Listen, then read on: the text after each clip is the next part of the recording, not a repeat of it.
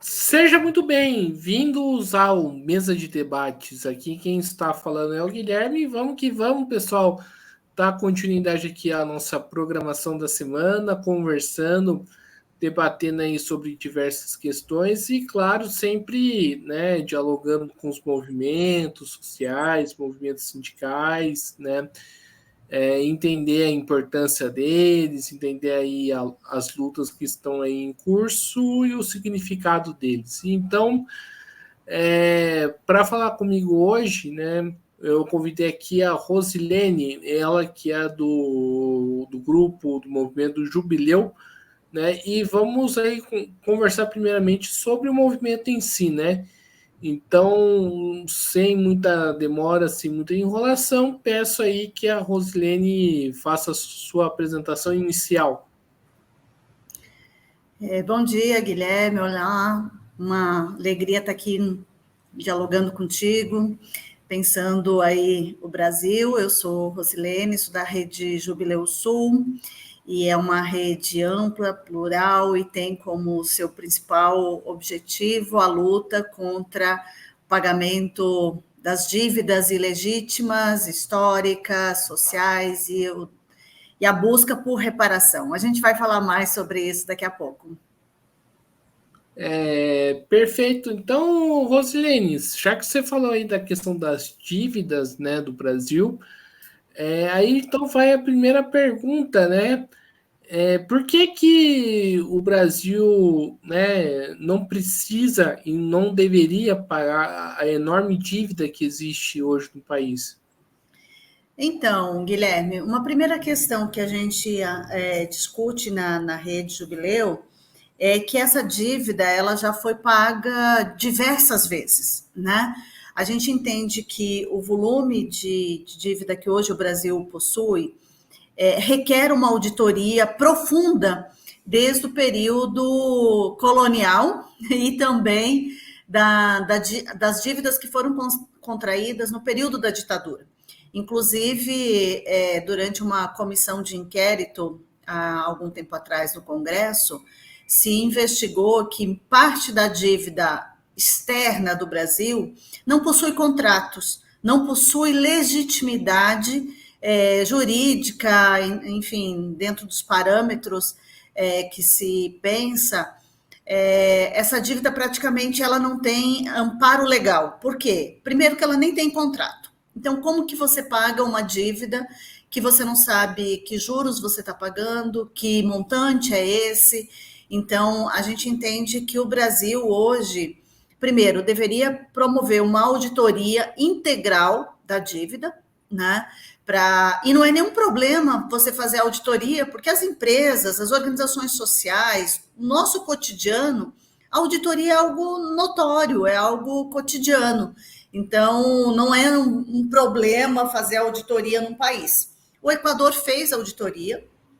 Quero trazer aqui o exemplo do Equador, país vizinho nosso aqui, Guilherme, que realizou a auditoria integral da dívida, investigou e conseguiu reduzir, por comprovação jurídica, documental, de que já havia pago essa dívida inúmeras vezes e reduziu em mais de 70% a dívida do Equador.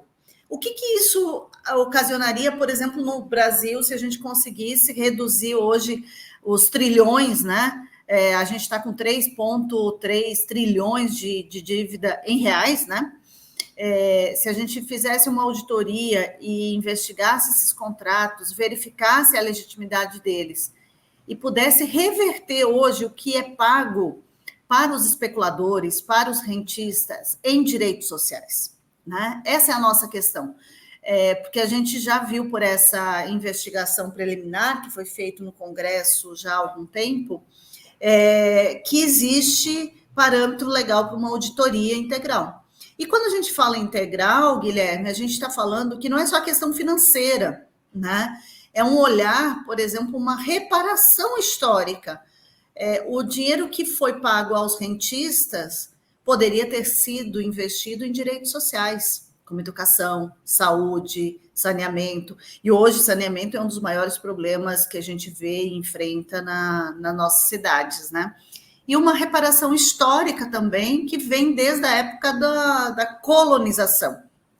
Né? Então, a gente faz essa discussão dentro da rede e tem essa proposta, inclusive esse ano o Jubileu, não só o Jubileu Brasil, mas o Jubileu Américas, que a gente tem uma articulação América Latina e Caribe, lança uma campanha 80 anos, basta de Banco Mundial e FMI, que são os grandes provocadores de uma política neoliberal que instiga aí a aprofundar as dívidas, né? Quanto mais empréstimo, mais eles ganham e mais nós, o povo, pagamos. E, Rose, o que poderia ser feito de direitos sociais e de política pública que não é feito por conta da dívida? Bom, essa é uma excelente pergunta, Guilherme, porque quando a gente pensa no recurso público que hoje ele é revertido para pagamentos desses contratos da dívida, ele chega a quase 50% do orçamento público brasileiro, né? Isso, por exemplo, se a gente pegar só o ano passado, né? Mas se a gente for... teve anos que chegou a ultrapassar um pouquinho de 50% do orçamento. Você imagine esse 50% sendo aplicado em moradia. Porque hoje, quando a gente olha o orçamento público federal, a gente vê que quase nada é investido em moradia, né? Quase lazer, cultura, os recursos são muito poucos.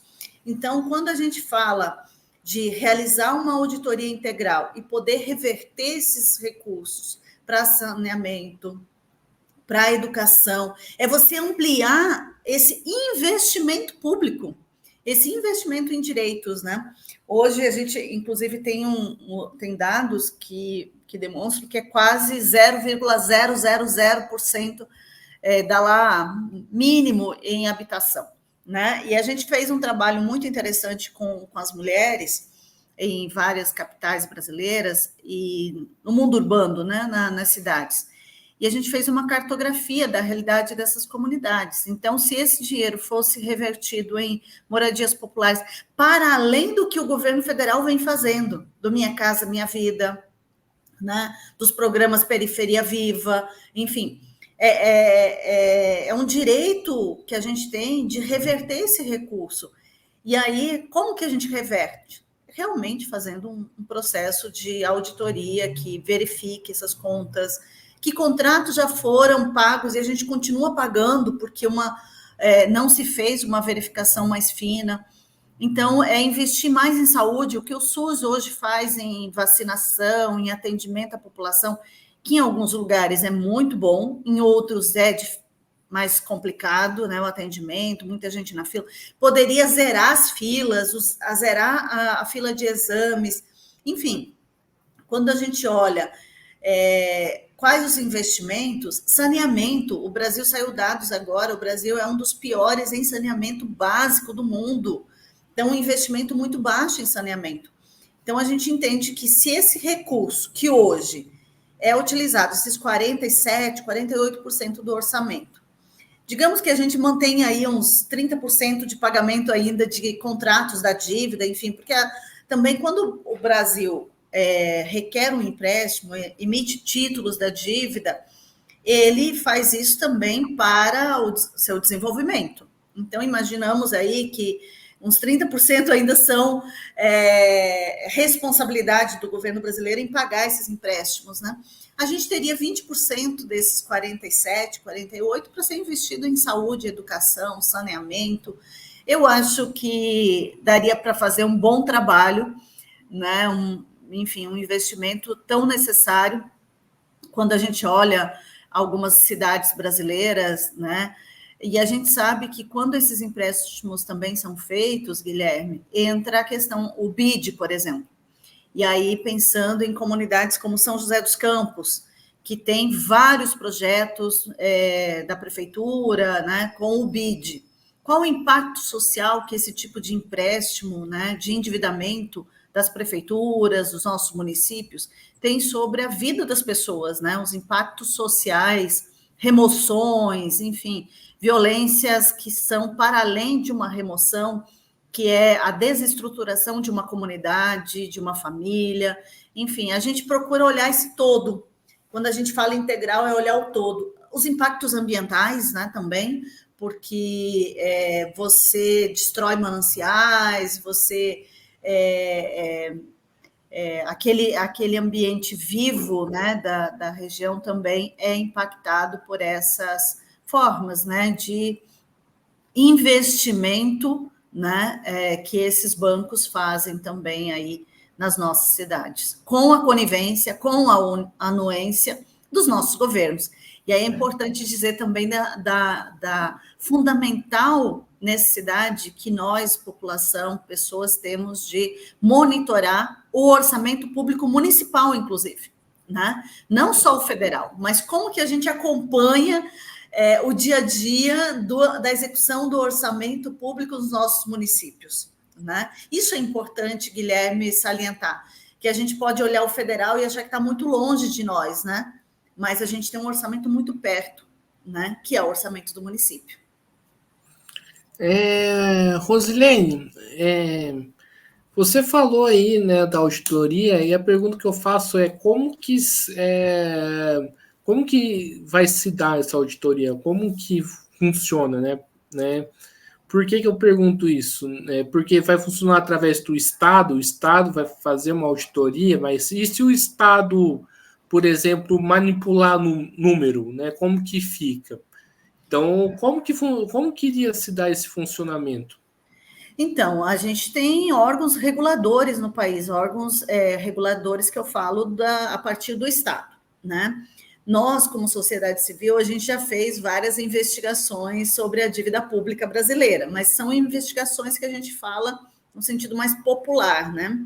São investigações, acompanhamentos que a gente faz, mas que isso não reverbera para dentro do governo, por vezes, porque exige aí uma ação mais efetiva do Estado. Então, como que o Estado poderia fazer?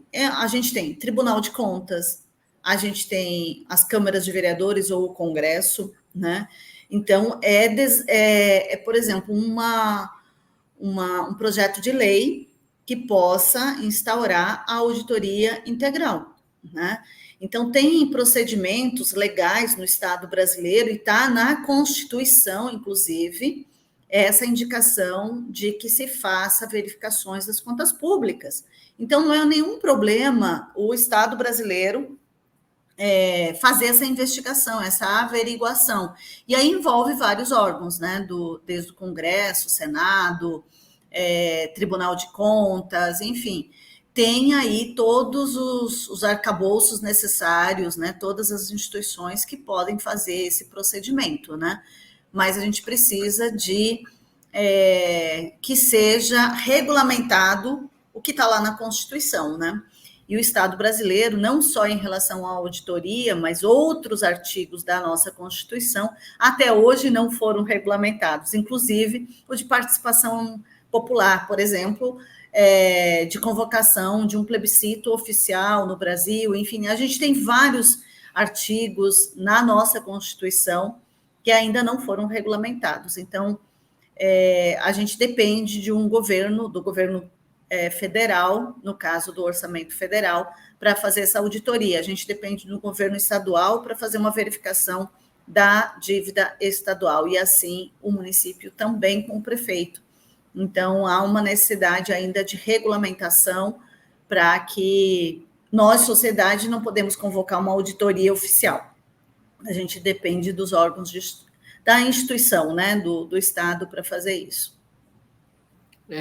Certo. E como fazer com que o debate da dívida seja um debate público, né? Porque a gente escuta, né, dentro do debate público, das rodas de conversas, né, várias opiniões aí que tentam explicar o motivo da crise do Brasil, o motivo da crise de outros países. É o funcionalismo público? É o problema de corrupção? É o problema X, Y, que o tal governo gastou muito mais do que deveria? E eu vejo que dentro do debate público falta essa questão da dívida, né? Como você muito bem falou, são mais de 3 trilhões, né, a dívida do país. É muita coisa. Uhum. Então, a gente, como o Jubileu, tem buscado popularizar, né, esse debate da dívida pública através da formação, da educação popular, né? Então, acho que, e primeira coisa, não tomar que esse tema é um tema dos economistas, né? Primeira coisa, o tema da dívida é um tema nosso, né? E a gente pode entender desses números, a gente pode entender do que está se falando quando a gente fala de dívida, porque dentro da rede do Jubileu, a gente fez e faz cotidianamente materiais, produções, onde a gente explica a problemática da dívida, contextualizando com as decisões políticas do país, da ausência de direitos, né? Quem ganha com a dívida, né? Que são os grandes especuladores, os bancos, né? Então, a gente tem feito essa tradução do que significa esse debate econômico, por vezes parece muito distante de nós, né? A gente acha que é algo que só quem sabe é os políticos ou os economistas, né? E no trabalho, e eu cito isso, Guilherme, porque eu acho que é bastante importante, no trabalho que a gente faz com as mulheres, a gente fez uma tradução do que significa dívida, e as dívidas financeiras, e as dívidas sociais, as dívidas históricas, e fizemos uma série de cartilhas e de materiais para trabalhar com as mulheres, e é impressionante, quando as pessoas têm acesso à informação de fácil compreensão, ou seja, que ela é traduzida, as pessoas se envolvem, se sentem parte daquele debate, né? Então, acho que primeira coisa é desmistificar que o debate da dívida, o debate da crise econômica do Brasil é um debate só para o ministro da Fazenda, Banco Central, governo, Congresso e economistas. Não, esse é um debate que devemos estar todos envolvidos, porque as decisões que são tomadas por um governo A, B ou X, não vou aqui mencionar os governos, mas sejam eles federal, estadual, municipal, que tem a ver com orçamento público, e orçamento público é dinheiro nosso, é dinheiro do povo. Essa é uma segunda coisa importante. A primeira é que não é um debate exclusivo de economistas e de especialistas. Segundo, falar de orçamento está falando do dinheiro público. E de quem é o dinheiro público? É de nós, pessoas, contribuintes, que recolhemos o mesmo imposto que o dono lá do Itaú ou do Bradesco recolhe sobre um cafezinho, é o mesmo imposto que eu e você, Guilherme, e o seu João, a dona Maria lá da comunidade, recolhe sobre o cafezinho. Então, aquele imposto que tanto o dono do Itaú quanto nós recolhemos sobre o café, ele vai ser revertido para investimentos sociais. Então, nós estamos falando de dinheiro nosso. Então, essa é uma questão importante também da gente discutir nas rodas de conversa, nas comunidades, nas paróquias, lá no bairro, no trabalho, no ônibus, no metrô, que dinheiro público é dinheiro nosso. Então, ele deve ser investido em políticas públicas, onde nós possamos também decidir sobre essas políticas públicas, né? Então, eu queria trazer esses elementos e às vezes a gente acha que é um debate que não nos cabe, né? E a crise do Brasil, a crise econômica, socioeconômica, enfim, é importante que a gente converse, que não é um debate, e quem deve decidir não é só os grandes banqueiros, não é o ministro da Fazenda, não é o Banco Central. As soluções a gente também pode construir, por isso eu reforço a importância da participação social, né? Nos nossos, por exemplo, no município, né? A gente tem Conselho de Saúde, nós temos Conselho da Moradia, nós temos espaços, por exemplo, da criança e adolescente, espaços de cultura, né? Conselho da Mulher, Direitos Humanos, há uma série de comissões e conselhos no município, né? O Conselho de Saúde, por exemplo, ele define sobre políticas públicas de saúde, para onde o recurso da saúde vai ser investido, né? Assistência social. Então, é super importante que a gente, e esse é o terceiro ponto, né? Que é a participação social nos espaços de monitoramento, de avaliação e de definição de políticas públicas. Eu quero incentivar, inclusive, a participação, né? É importante que a gente esteja nesse espaço para a gente também entender da política, né? Aprender a fazer política e ajudar a definir a política pública, onde o recurso do meu cafezinho, do seu cafezinho, Guilherme, e da Dona Maria, do seu José, do Joaquim, vai ser investido no município. Então, isso também favorece uma definição e uma revisão da própria forma de fazer política no país. Porque, às vezes, a gente vota, né, a cada 2 anos, inclusive esse ano tem eleições municipais, então é muito importante também que a gente avalie em quem nós votamos, o que essa pessoa fez e o que a gente quer que faça. Então, não basta só votar, mas como que a gente acompanha a execução da política pública pelo executivo e como que o legislativo fiscaliza, né? Então, queria chamar a atenção sobre esse importante canal, esse importante instrumento que é de acompanhamento, de participação social nas políticas públicas. E aí, dizer, o quarto elemento é que o debate, ele é nosso, né? É importante que a gente dialogue, que a gente converse, que a gente não silencie, que a gente denuncie, que a gente apresente, é importante apresentar soluções também, propostas, né, para o nosso município, para o nosso estado, né, e essa crise, ela pode ter soluções e, enfim, eu acho que a gente está vivendo um momento bastante importante também no país de reconstrução, porque nós vivemos 4 anos de destruição tremenda, né, das políticas públicas, e aqui agora a gente está no 2º ano de um processo de reconstrução, então é importante que a nossa participação seja efetiva, seja propositiva, para que a gente reconstrua o Brasil. Rosilene, eu acho que você tocou num ponto, né, bastante interessante, que eu queria fazer uma pergunta, né, provocativa mesmo, né? A gente eu escuto falar muito, né, de reconstrução, né, mas ao mesmo tempo a gente tem que ser pé no chão, né, tem que ser crítico também, porque eu vejo que o atual governo, né, não está indo nesse caminho que a gente está fazendo nesse debate, né, de incentivar o debate público, né, em relação à dívida, de fazer essa auditoria, não está indo para esse caminho. Que reconstrução é essa que a gente tanto fala, sendo que o atual governo, né, ainda paga, né, a dívida do país? Eu acho que a primeira coisa, Guilherme, que eu queria dizer é que o Brasil tem compromissos contratuais, né?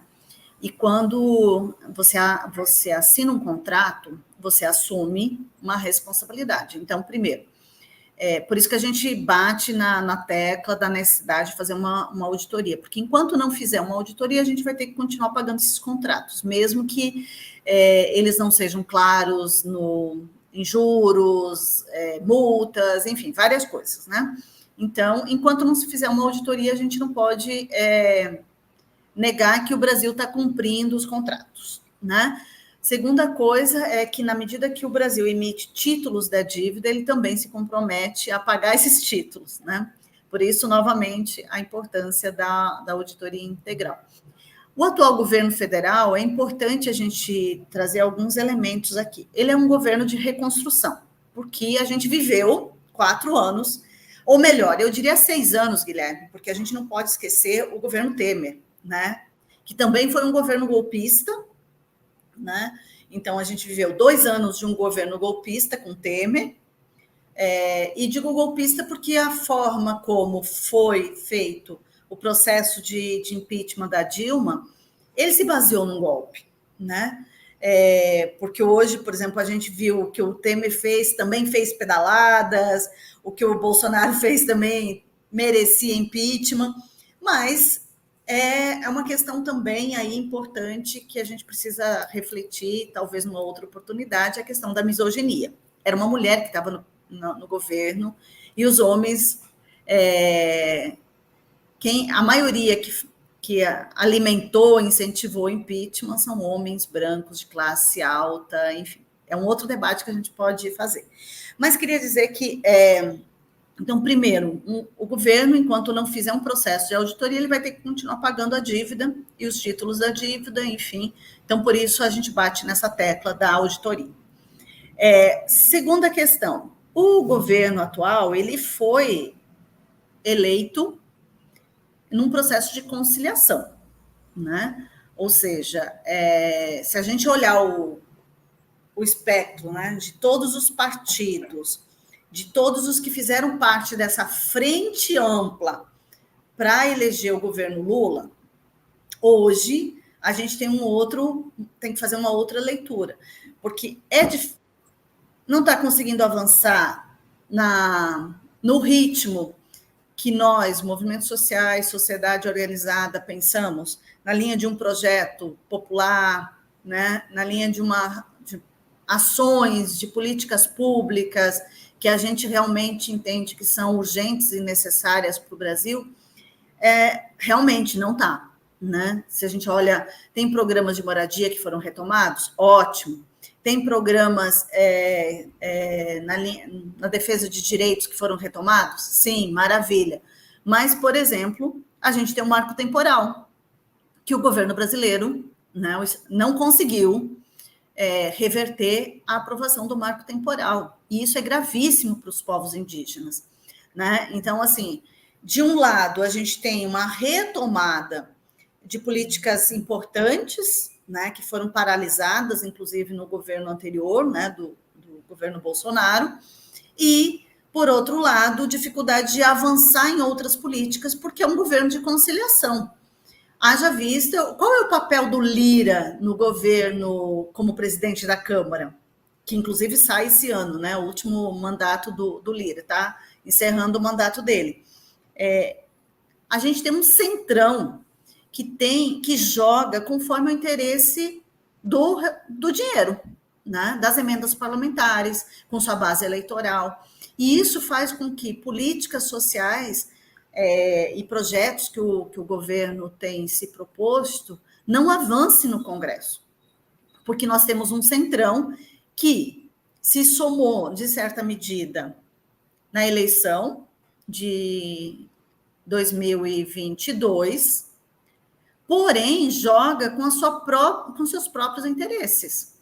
Então, esse é um outro elemento importante, Guilherme, que a gente precisa olhar, porque o papel do centrão na gestão do Estado, das políticas, do que o governo propõe, né? Inclusive, o Lira tem atacado muito o governo nessas últimas semanas, porque ele não tem mais nada a perder, né? Então, e ele é o grande líder do centrão. O que é o centrão?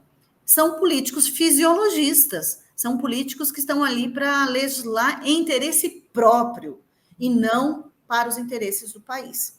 Então, por que o governo não consegue avançar mais e poderia avançar mais? Porque nós temos políticos de carreira, políticos fisiologistas, que estão lá há 30, 40 anos com mandato.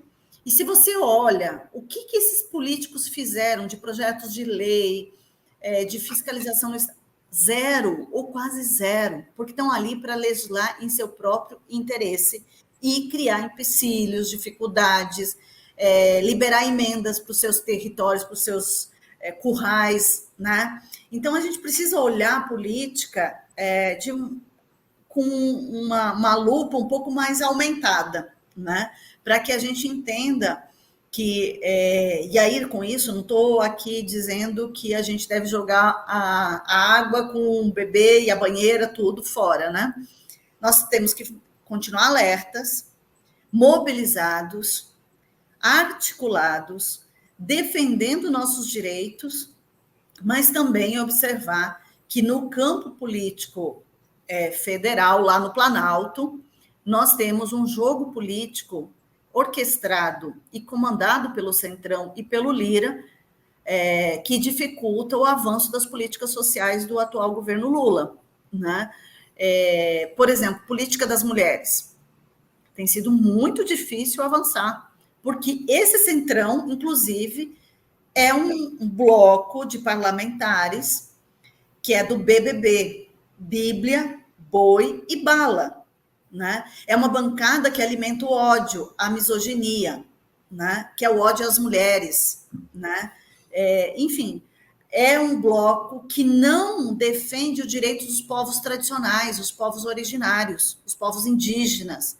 Então, tudo que é para avançar numa pauta social, eles bloqueiam. E eles têm uma maioria de votos, né? Então, Guilherme, eu queria chamar a atenção de quem está nos acompanhando para olhar com essa lupa, né, aumentada, porque, por vezes, a gente olha ou escuta alguns programas de rádio, né, algumas entrevistas, enfim, e tem dificuldade de compreender essa política maior, né, esse agir do governo, que nem sempre avança.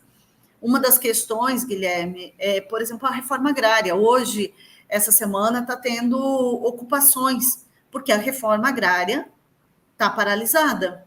E não é porque o governo Lula não tentou fazê-la, é porque está difícil mobilizar e garantir recursos para a reforma agrária, que poderia garantir a partir de uma revisão do orçamento público.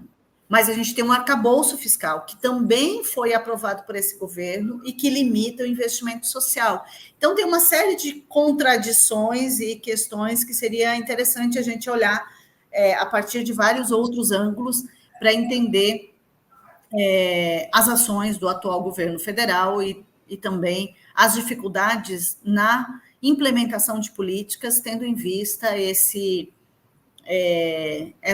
bloco que a gente chama de centrão também no Congresso, que impede o avanço das políticas sociais. Vejam que esse bloco, inclusive, né, Guilherme, há poucos dias, votou pela libertação do Brazão, que foi um dos mandantes do crime contra Marielle e Anderson.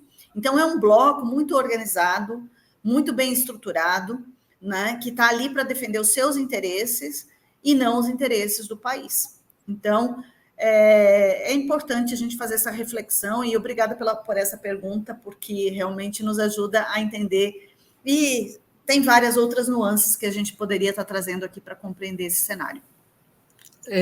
Rosilene, você falou aí do arcabouço fiscal, né? De que forma o arcabouço fiscal, né, contribui para o pagamento da dívida, né? Porque o arcabouço fiscal é o novo teto de gastos, né?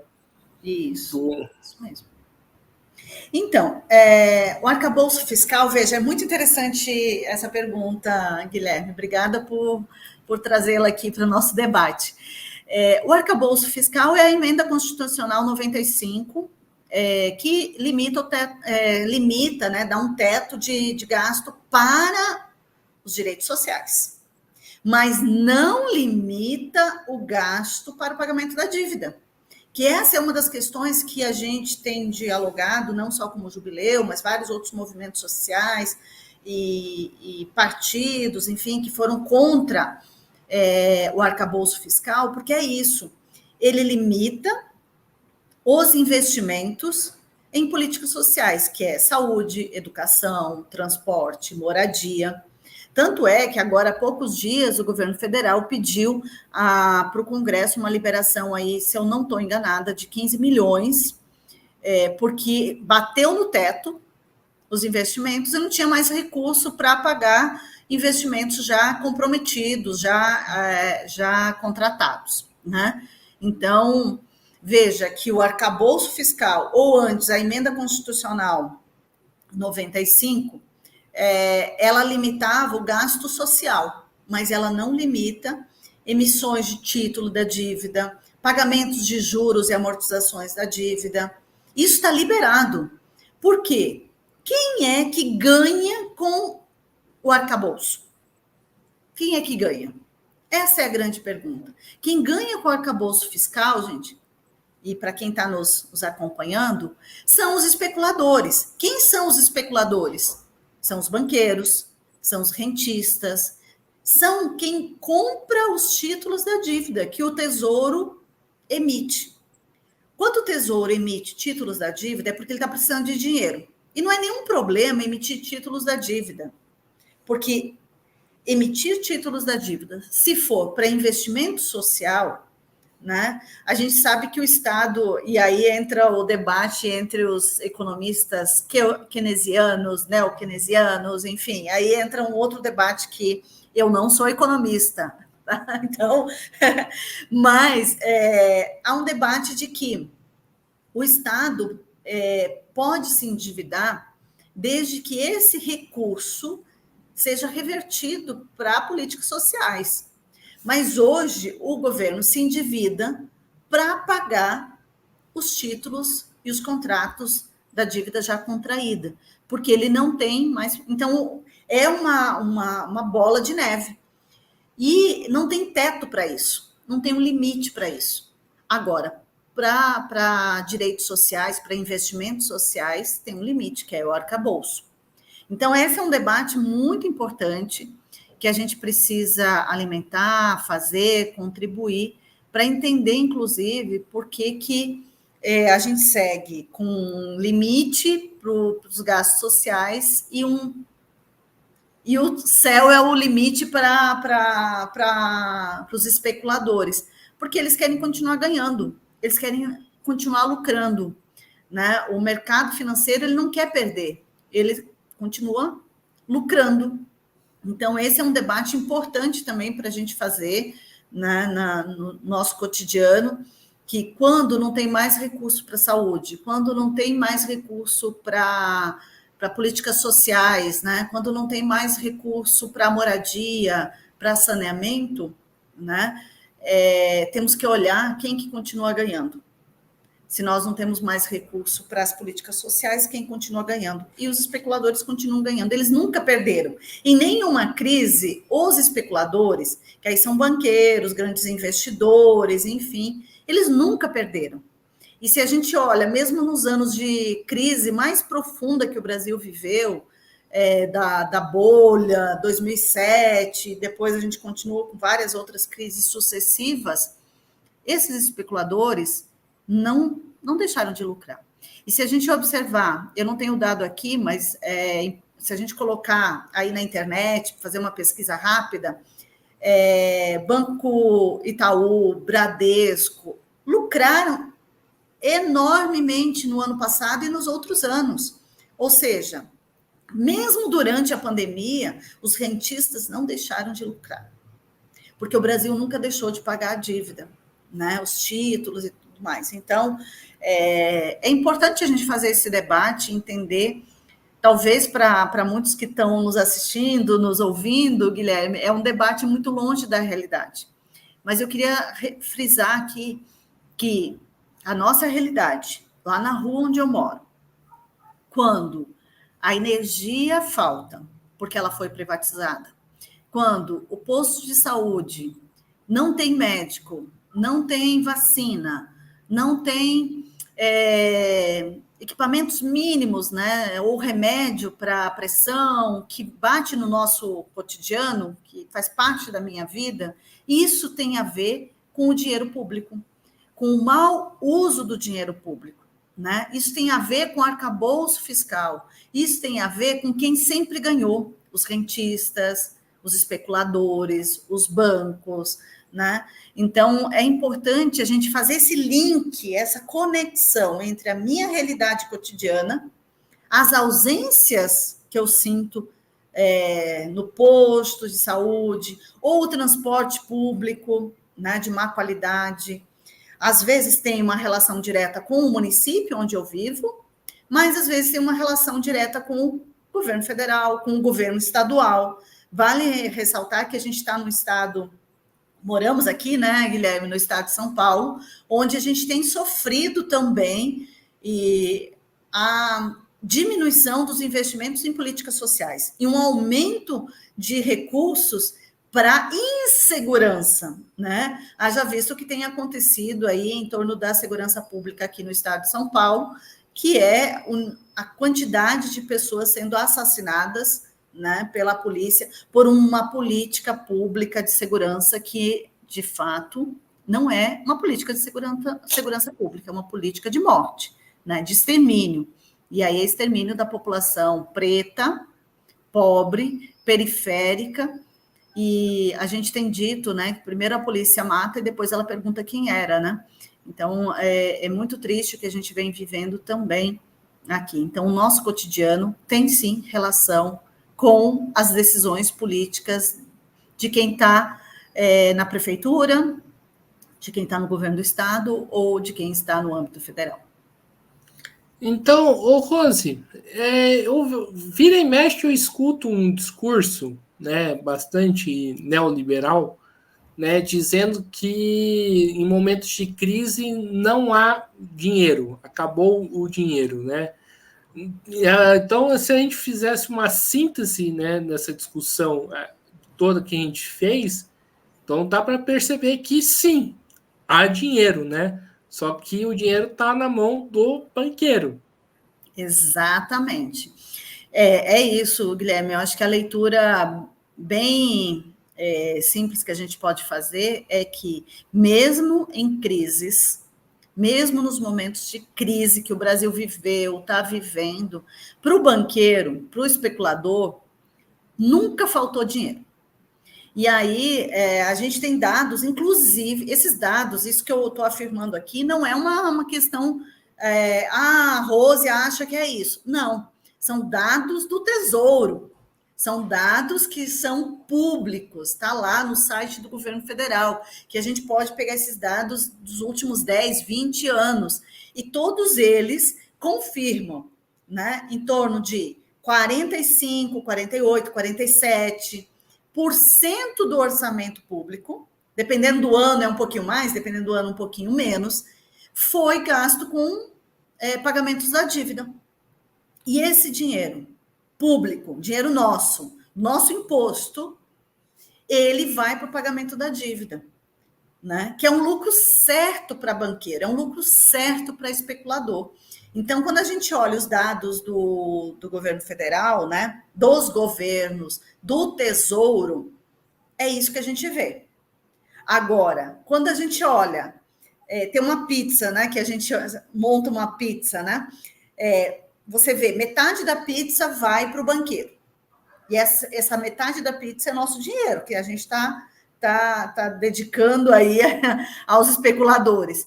E a outra metade da pizza são dividido entre pagamento de funcionalismo público, e aqui é importante, Guilherme, a gente ressaltar que a gente escuta muito político dizendo que o problema é o funcionalismo público. São nossos funcionários do Estado, concursados, que pesam na máquina pública. Então, a gente precisa enxugar o Estado, diminuir pagamentos de funcionários, cortar gastos, enfim. Se a gente corta o que já é pouco, né, por que não faz esse discurso para cortar a outra metade da pizza? Então, metade da pizza é para banqueiro, para especulador, para rentista, que a gente chama. A outra metade da pizza é dividido entre funcionalismo público, pagamento de salários, pagamento aí do INSS, que são nossos aposentados. Uma parte vai também para os direitos sociais, os investimentos em saúde, educação, transporte, infraestrutura, educação, enfim, moradia, lazer. Veja que quero convidar vocês a pensar numa pizza. Então, metade dela vai para os banqueiros. A outra metade a gente divide entre todos nós, entre todos os brasileiros. né? E aí, outro discurso que a gente escuta muito por aí. Ah, mas o INSS é muito pesado para a máquina pública. Quem recebe aposentadoria pelo INSS? São pessoas que já dedicaram sua vida a esse país. São nossos pais, nossos avós. É você amanhã, né? E aí foi feita uma reforma da Previdência, onde, claro, a gente está com uma longevidade maior agora, então foi feita uma reforma da Previdência, enfim. Mas quando a gente olha, eu e você, Guilherme, não sei aí sua idade, mas eu já perdi a esperança de me aposentar. Imagina eu. Realmente, a questão da reforma da Previdência, ela retirou direitos. Então, assim, quando a gente escuta o discurso de que a gente precisa fazer uma reforma da Previdência, porque o INSS paga muito a aposentadoria, tem gente aí que recebe indevidamente. Gente, isso, claro, tem uma parcela, uma porcentagem que provavelmente, de alguma maneira, aí conseguiu entrar sem esse devido direito, mas a maioria não, gente. São trabalhadores que ganham um salário mínimo, que trabalharam a vida toda, são trabalhadores e trabalhadoras rurais, enfim, então acho que também esse discurso a gente precisa sempre questionar, mas de que parâmetro, de onde você parte para fazer esse questionamento sobre o pagamento previdenciário? Né, que eu acho que é um direito, acho não, tenho certeza, é um direito de todos os trabalhadores. Então, vamos questionar outra parte da pizza, não a parte que distribui recursos via aposentadoria, via o pagamento de funcionários públicos, via acesso a direitos, investimentos em direitos. Então, eu quero fazer um convite a todos que estão aí nos acompanhando. Vamos questionar a parcela da pizza que vai para os rentistas, para os banqueiros. Queremos, pelo menos, 30% daquela parte da pizza que nós não conseguimos acessar, que é o direito ao recurso público. Então, para que a gente possa redistribuir e realmente garantir políticas públicas, né? A gente fala que por vezes a gente se endivida também, né? Por conta das situações cotidianas. A gente usa um exemplo que a dívida pública é como se fosse um cartão de crédito dos ricos, sem limite, né? Onde eles podem usufruir sem pensar, sem pagar, só vai pegando, só vai sugando, né? Então, já nós, quando a gente se endivida, a gente fica preocupadíssimo em pagar, em ser correto, enfim. Então, acho que a gente tem que questionar aqueles 50% da pizza que vai para os banqueiros e que a gente não acessa, que não consegue reverter em direitos sociais. Se a gente conseguisse reverter, e por isso eu volto na questão inicial da nossa conversa, né? A importância de uma verificação profunda, né? Uma auditoria integral profunda no Brasil que nunca foi feita, de fato, né? E isso, quero chamar a atenção, Guilherme, para fechar essa questão aí da auditoria, não é dar calote, né? Não é isso. Porque, por vezes, a gente escuta as pessoas falando, assim, no senso comum, mas aí vai dar calote, vai parar de pagar. Não, a gente não vai dar calote. Naquele período em que está sendo feita a auditoria, se suspende os pagamentos. Mas isso não significa dar calote, significa aplicar a Constituição Federal, né? Então, esse é um ponto que eu queria trazer. E quando uma empresa, uma organização faz auditoria, ela não está dando calote. Ela está fazendo um processo de transparência. Ela está se deixando verificar. Ela está sendo transparente. E o Estado brasileiro, assim como as prefeituras, o governo do Estado também deveria ser transparente com o uso dos recursos públicos. Então, uma auditoria não é um bicho de 7 cabeças, não é da calote, não é nada disso. É a verificação e a transparência sendo aplicada de fato. Rosilene, né, tem várias questões aqui que a gente poderia tratar, né, que eu acho que não vai estar tempo, né, inclusive né, por conta de mim mesmo, né? E eu queria te fazer uma última pergunta, né? Sobre, você falou a questão de impostos, né?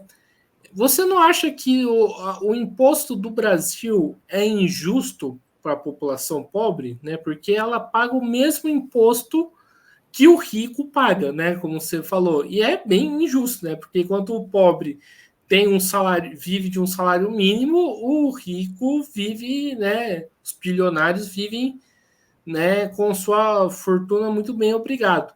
Não seria mais certo o rico, né, o bilionário pagar mais impostos e o pobre pagar menos impostos? Aí você trouxe uma questão muito importante. Eu até mencionei, né, o imposto do cafezinho que eu pago, né, é o mesmo que qualquer empresário, rentista, especulador, o dono do Itaú, do Bradesco, da Fiesp, seja lá, paga, né? É o mesmo imposto. Ou seja, agora, o que ele ganha é diferente do que eu ganho, do que você ganha com o nosso trabalho, né? Então, tem um debate, não só aqui no Brasil, um debate internacional, que é a taxação das grandes fortunas. Ou seja, você vai taxar, que é uma forma de compensar, ou seja, ele vai continuar pagando o cafezinho, o imposto do cafezinho igual o que eu pago. Esse rico, ele super rico, né? Mas ele vai ter uma taxação diferente no imposto que ele recolhe, por exemplo, nas declarações do imposto de renda. Esse é um debate importante. Até agora teve um ajuste na tabela do imposto de renda, mas ainda não chegamos a uma taxação das grandes fortunas. Então, é importante, Guilherme, essa questão também, porque como que a gente pode taxar os super ricos, né? De forma diferente do que a carga tributária, os impostos que recai sobre a população. Então, eu não posso. Chega uma pessoa no balcão aí da padaria, ele vai pagar o cafezinho, o pão, a partir de uma tabela que eu tenho ali no estabelecimento, né, na padaria. Então, é difícil de você taxar de forma diferenciada no dia a dia no comércio. Mas você pode fazer uma taxação diferenciada, por exemplo, no imposto de renda, né? Então, quem lucra mais, quem ganha mais, paga mais. Então, esse é um debate que a gente tem feito e a gente tem escutado também aí, Brasil afora e encontros internacionais também, da importância de se pensar um processo de taxação diferenciado, que pode ser a partir do imposto de renda. Inclusive, no ano passado, quando estava se reajustando a tabela do imposto de renda, esse foi um debate quente entre os economistas, sociedade, o próprio Congresso, o Ministério da Fazenda, enfim, porque os ricos não querem pagar mais, né? Porque na medida que eles pagam mais, eles vão ganhar menos, né? Então, e eles têm um poder de barganha muito maior, né? Eles têm um lobby muito forte no Centrão, ó, voltando lá ao Centrão, que a gente já falou, né, Guilherme? Eles têm uma boa representação, porque eles aplicam dinheiro também nas campanhas eleitorais para poder eleger deputados, senadores, que vão seguir defendendo os interesses deles, né? Então, é um debate que pouco avança nessa questão da taxação, né, das grandes fortunas, mas é uma solução viável. Inclusive, há países que já fizeram isso, e o Brasil poderia seguir esse exemplo. A gente tem também uma proposta que é encampada aí pelo Suplicy, né, há muito tempo, que é o renda mínima, né, que é uma forma também das famílias terem uma renda mínima garantida pelo Estado, né, enfim, então, são debates importantes que estão colocados aí, que são necessários e a gente ainda pouco avançou, mas queria sublinhar essa necessidade de o Brasil pensar a taxação das grandes fortunas, que é uma forma de redistribuição dos recursos públicos, né? E uma forma de distribuição de renda de forma mais equitativa, né, mais equilibrada para toda a população. Enfim, são debates extremamente necessários e importantes que a gente precisa se envolver também, né? Porque na medida que tem recurso para a política pública, a gente tem recurso aí para acesso aos nossos direitos. Então, maravilha! Estamos encerrando aqui mais uma entrevista do Mesa de Debates. Quero aqui agradecer a Rosilene pela participação. Gostei bastante do nosso papo, acho que é super importante, né, discutir isso, né, como que eu falei, né, existe um negócio bem nebuloso em torno desse debate, né, em relação à dívida, onde muita gente coloca várias questões que, né, qual que é o problema da crise do Brasil, né, acho que a gente precisa deixar bem claro isso. E quero agradecer a participação e passo a bola aí para ela fazer as suas considerações finais.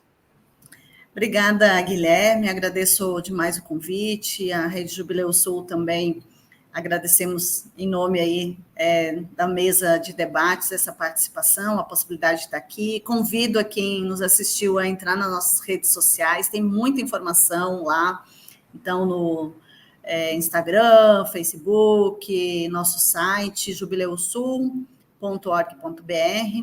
que aí tem todos esses elementos que eu trouxe aqui, estão presentes nesses materiais, em nossas redes sociais. Então, agradecer a oportunidade de estar aqui, trazer esses elementos, fazer esse diálogo, né? E a gente fica aí à disposição para seguir debatendo e construindo esse Brasil que é para todos nós e não para alguns somente. Então, fico muito feliz, Guilherme, e agradeço a oportunidade. Então é isso aí. Então, mais uma vez aqui agradecendo a Rosilene, agradecendo também a você que estiver nos assistindo. Peço aqui que se inscreva no canal Podcast e Mesa de Debates de Tudo Um Pouco. Acompanhe o nosso trabalho, curta, compartilhe e comente os nossos vídeos. Segue a gente nas redes sociais, Facebook, TikTok, Instagram. E quem puder, contribua aqui com o nosso Pix 385-007-02800 CPF. Lembrando que nós somos uma mídia independente, não recebemos dinheiro nem do Estado e nem do capital privado. E nem queremos isso, né, para a gente manter a nossa independência e trazer pessoas como a Rosilene e outras pessoas aí para tratar de assuntos que, digamos assim, a grande mídia, desde a grande mídia até, né, os sites de fake news bolsonarista, que só tem groselha, não tratam. Então, né, quem puder contribuir aí com o nosso Pix, a gente está aí numa campanha financeira para poder expandir o nosso trabalho, né? Então, né, fica aí a sugestão, né, o pedido. Então, acho que é isso aí, pessoal. A programação de hoje continua. Um forte abraço e fui!